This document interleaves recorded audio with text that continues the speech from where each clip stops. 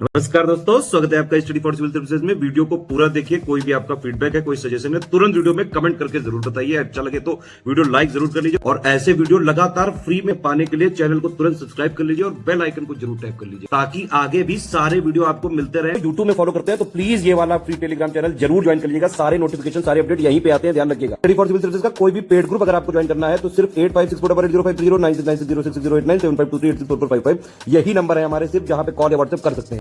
Instagram पे हमारा page जरूर फॉलो कर लीजिएगा, study4civil.services है।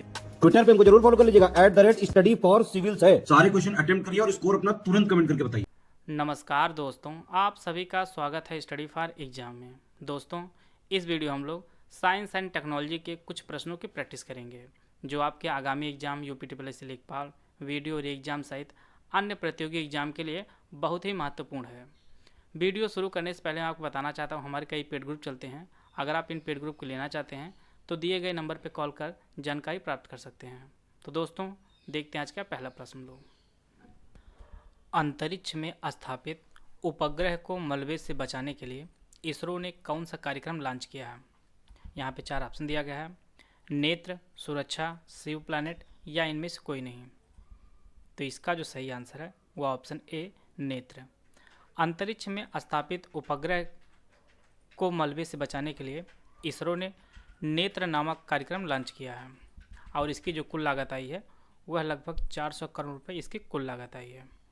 जैसा कि आप लोग जानते हैं कि जो भी वस्तुएं अंतरिक्ष में प्रक्षेपित की जाती हैं कुछ समय बाद वह अक्रियाशील हो जाती हैं और बाद में जो है वह एक दूसरे से टकराती हैं, जिससे जो सक्रिय उपग्रह हमारे होते हैं वह प्रभावित होते हैं। और इसी को रोकने के लिए इसरो ने नेत्र कार्यक्रम को लॉन्च किया है। आते हैं अगला प्रश्न लोग। किस देश ने भारी वजन ले जाने में सक्षम अंगारा A5 रॉकेट को लॉन्च किया है? अमेरिका, रूस, भारत या चीन? तो इसका जो सही आंसर है वो ऑप्शन बी, रूस। रूस ने अंगारा A5 रॉकेट को लॉन्च किया है और रूस की जो अंतरिक्ष एजेंसी का नाम है उसका जो नाम है वह रॉसकॉस्मोस रूस की अंतरिक्ष एजेंसी का नाम है। और यह जो अंगारा A5 रॉकेट है यह भारी वजन ले जाने में सक्षम रॉकेट है। आते हैं अगला प्रश्न लोग। चंद्रमा पर पहली बार सेलुलर नेटवर्क स्थापित करने के लिए नासा ने किस कंपनी को चुना है? लावा, सैमसंग, नोकिया या एप्पल? तो इसका जो सही आंसर है वह ऑप्शन सी, नोकिया को। नासा ने नोकिया कंपनी को चंद्रमा पर पहली बार सेलुलर नेटवर्क स्थापित करने के लिए चुना है और इसे जो है अंतरिक्ष में पहला वायरलेस ब्रॉडबैंड संचार प्रणाली 2020 में स्थापित करने का निर्णय लिया है नासा ने। इसकी जो स्थापना होगी वह इसी वर्ष स्थापित हो जाएगा। बात करते हैं नासा की, तो नासा का जो मुख्यालय है वह वाशिंगटन डीसी में है और इसकी स्थापना जो हुई थी वह 1958 में इसकी स्थापना हुई थी। और नोकिया जो है यह एक फिनलैंड की कंपनी है।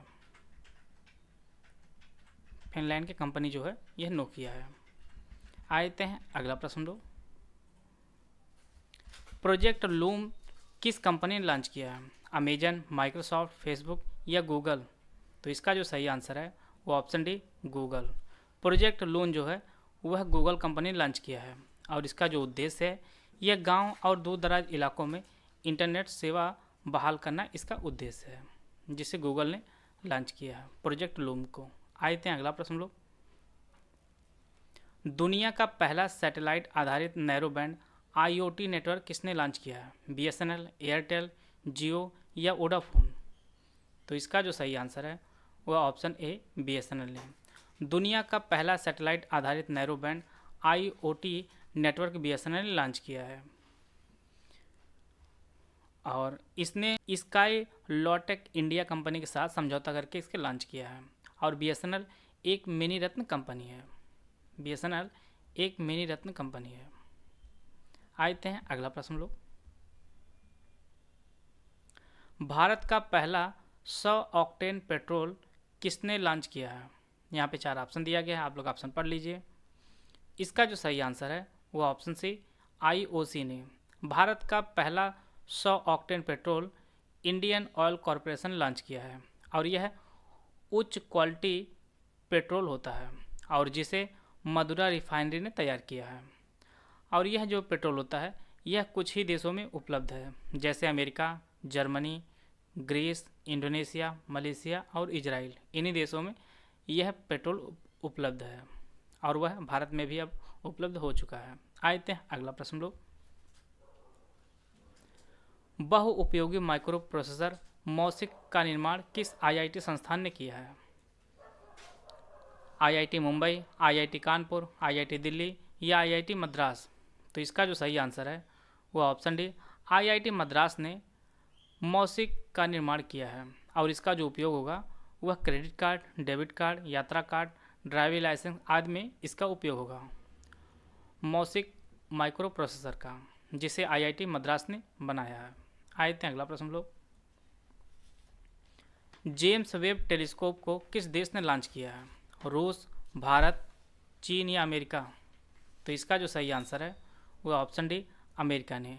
जेम्स वेब टेलीस्कोप को अमेरिका ने लॉन्च किया है और यह हबल टेलीस्कोप की जगह लेगा। इसे नासा, कनाडाई अंतरिक्ष एजेंसी और यूरोपीय एजेंसी द्वारा संयुक्त विकसित किया गया है और इसे एरियन रॉकेट से लॉन्च किया गया है। एरियन रॉकेट से लॉन्च किया गया है और इसकी जो कुल लागत आई है वह 10 अरब डॉलर आई है।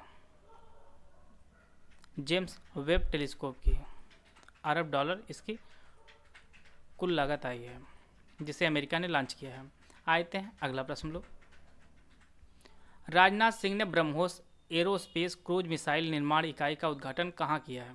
नई दिल्ली, भोपाल, लखनऊ या भुवनेश्वर? तो इसका जो सही आंसर है वह ऑप्शन सी लखनऊ में। राजनाथ सिंह ने ब्रह्मोस एरोस्पेस क्रूज मिसाइल निर्माण इकाई का जो उद्घाटन किया है वह लखनऊ में किया है। ब्रह्मोस जो है यह भारत और रूस के संयुक्त सहयोग से इसे बनाया जा रहा है ब्रह्मोस को।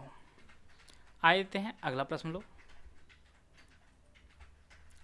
नासा द्वारा डैश डैश में लॉन्च किए गए पार्कर सोलर प्रोब ने पहली बार सूर्य के कोरोना को छुआ है।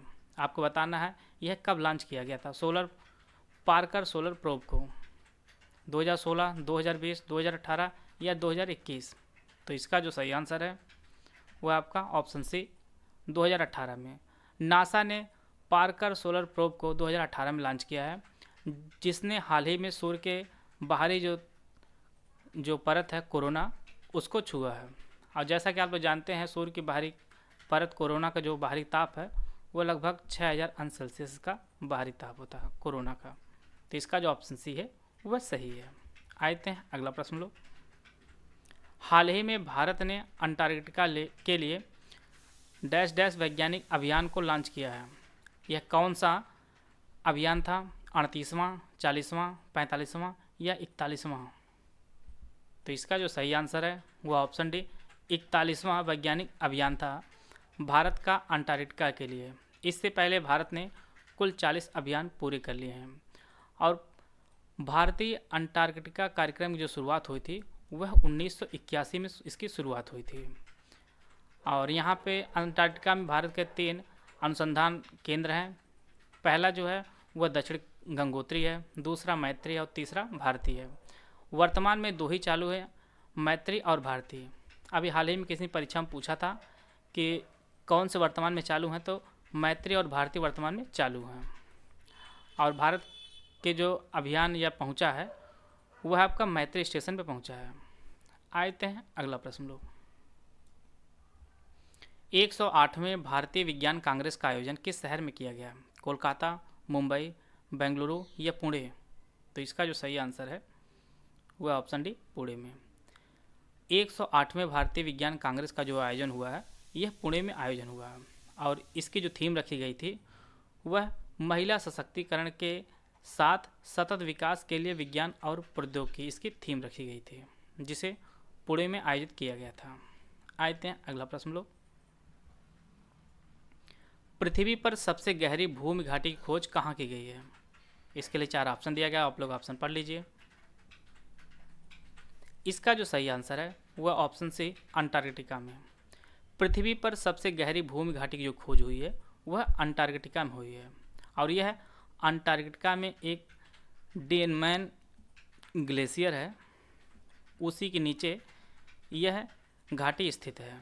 डेनमैन ग्लेशियर के नीचे यह स्थित है। पृथ्वी पर सबसे गहरी भूमि घाटी। इसका जो ऑप्शन सी है वह सही है। आते हैं अगला प्रश्न लोग। व्योम मित्र नामक मानव रोबोट किसने बनाया? डीआरडीओ, इसरो, एचएएल या नासा? तो इसका जो सही आंसर है वह ऑप्शन बी इसरो ने है। व्योम मित्र नामक मानव रोबोट को इसरो ने बनाया। इसरो जो है इसे जल्द ही अंतरिक्ष में भी भेजेगा, व्योम मित्र नामक रोबोट को। आते हैं अगला प्रश्न लो। नूरी किस देश का पहला अंतरिक्ष प्रक्षेपण यान है? अमेरिका का, रूस का, यूनाइटेड किंगडम का या दक्षिण कोरिया का? तो इसका जो सही आंसर है वह ऑप्शन डी दक्षिण कोरिया का। नूरी दक्षिण कोरिया का पहला अंतरिक्ष प्रक्षेपण यान है और इसे जो है दक्षिण कोरिया के नारो स्पेस सेंटर से लॉन्च किया गया था। तो इसका जो सही आंसर है वह ऑप्शन डी दक्षिण कोरिया। आते हैं अगला प्रश्न लोग। मनी ऐप किस संस्था ने लॉन्च किया है? आरबीआई, डीआरडीओ, इसरो या एचएएल? तो इसका जो सही आंसर है वह option A RBI. Money app को आरबीआई ने लॉन्च किया है और यह जो ऐप है यह दृष्टिबाधित लोगों की सुविधा के लिए इसे लॉन्च किया गया है। मनी का जो फुल फॉर्म होता है वह मोबाइल एडेड नोट आइडेंटिफायर इसका फुल फॉर्म होता है और यह एक प्रकार का ऐप होता है। इससे नोट को जब स्कैन किया जाएगा तो यह ऑडियो में बताएगा कि नोट की वैल्यू क्या है, कि यह 10 रुपये का नोट है, 20 रुपये का नोट है। तो इससे जो है दृष्टिबाधित लोगों को भी नोट का ज्ञान हो सकेगा, जिसे आरबीआई ने लॉन्च किया है। आते हैं अगला प्रश्न लो। किस अंतरिक्ष एजेंसी ने अंतरिक्ष यान लूसी लॉन्च किया है? नासा, जाक्सा, इसरो या इनमें से कोई नहीं? तो इसका जो सही आंसर है वह ऑप्शन ए नासा। नासा ने लूसी मिशन को लॉन्च किया है और यह जो है बृहस्पति के ट्रोजन क्षुद्र ग्रहों का अध्ययन करने के लिए इसे लॉन्च किया गया है और नासा ने इसे फ्लोरिडा से लॉन्च किया है और यह कुल 12 साल का मिशन है। लूसी मिशन जो है यह कुल 12 साल तक चलेगा, जिसे नासा ने लॉन्च किया है। आते हैं अगला प्रश्न लो। इसरो ने दूसरा स्पेस पोर्ट कहाँ स्थापित किया है? वो आपको राज्य बताना है। असम, तमिलनाडु, उत्तर प्रदेश या महाराष्ट्र? तो इसका जो सही आंसर है वह ऑप्शन बी तमिलनाडु में। इसरो ने दूसरा स्पेस पोर्ट जो स्थापित किया है वह तमिलनाडु में स्थापित किया है और यह तमिलनाडु के थूथुक्कड़ी में तैयार हो रहा है। जैसा कि आप लोग जानते हैं कि इसरो का एक ही एयर स्पेस पोर्ट था और वह हरिकोटा में स्थित है। हरिकोटा में अब 2 हो जाएगा और दूसरा जो है यह तमिलनाडु के थूथुक्कड़ी में तैयार हो रहा है। इसरो की जो स्थापना हुई थी वह 1969 में इसरो की स्थापना हुई थी। हाल ही में इसके चेयरमैन बदले हैं। आप लोग कमेंट बॉक्स में बताइए कि वर्तमान में इसरो के चेयरमैन कौन है। इससे पहले के सिवान जी थे, अभी हाल ही में वह बदले हैं। आप लोग उनका नाम कमेंट बॉक्स में बताइएगा। आते हैं अगला प्रश्न लोग। चंद्रयान 3 कब लॉन्च होगा? 2025, 2022, 2023 या 2024? तो इसका जो सही आंसर है वह ऑप्शन बी 2022 में। चंद्रयान 3 2022 में लॉन्च करेगा और इसे इसरो लॉन्च करेगा। आते हैं अगला प्रश्न। इसरो नासा संयुक्त मिशन निसार उपग्रह कब लॉन्च किया जाएगा? 2025, 2022, 2023 या 2024? तो इसका जो सही आंसर है वह ऑप्शन सी 2023 में मिशन निसार उपग्रह जो है लॉन्च किया जाएगा। मिशन निसार यह इसरो और नासा का संयुक्त मिशन है जिसे 2023 में लॉन्च किया जाएगा और यह पृथ्वी की सतहों का अवलोकन करेगा। मिशन निसार जो है यह पृथ्वी की सतहों का अवलोकन करेगा। वीडियो अगर आपको अच्छा लगा तो लाइक कर सकते हैं, चैनल सब्सक्राइब कर लीजिए। वीडियो को पूरे धन्यवाद। जय हिंद, जय भारत।